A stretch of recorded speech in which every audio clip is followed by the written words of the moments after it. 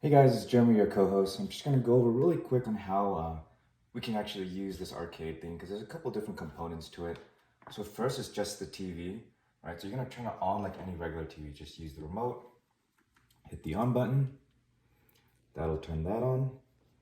And we need to turn on the sound, right? So that's gonna turn on the amp. Right under here, you're gonna see a switch right here. You're gonna click that over to on. That's gonna turn on the sound. The last part of this is going to be the actual kind of system. You can do that by pressing this little black button here. Guess what I'm doing if I hit that black button. And again, one more important detail. Make sure the input is going to be on HDMI 2 or the video core in this case is another name for it here. Recorder 1, HDMI 2, it kind of changes a little bit, but you get the idea. So this thing's going to go ahead and load. And while that thing's loading, I just want to go really quickly. If this doesn't work out the way you want it to, you can always do a reset by opening this latch here on the left side. Just be careful because this thing's going to swing towards you. It'll swing towards you this way. And then you can see the surge protector where everything's kind of connected to, where the amp, the TV.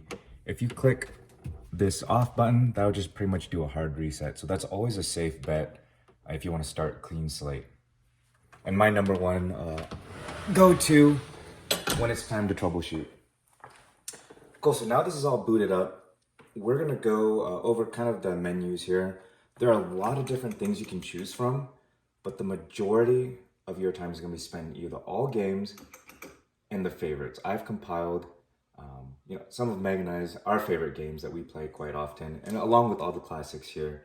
So you'll find them all there. I highly recommend you go to favorites there.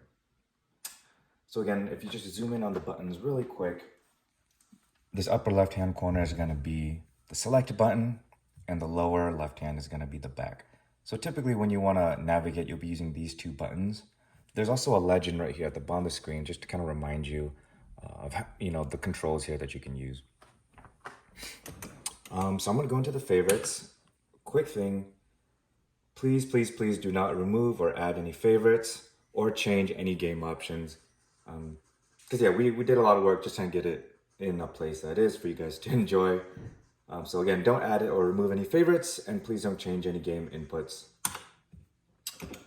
If there's a game that you want to play that's not in the favorites list, you can go ahead and check on the all games. I'm going to hit the select.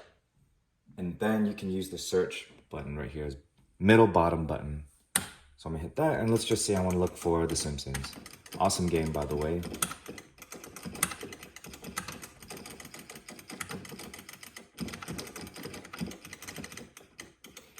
So I'm gonna go ahead and hit the check mark when I'm done, hit the select.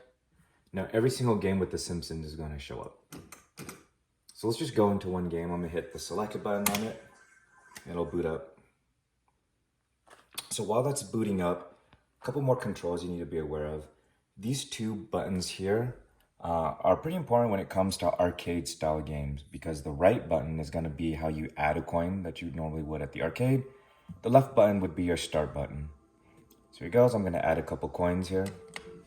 As soon as this thing's done booting up, there we go. Adding a coin. Let's be merge and start.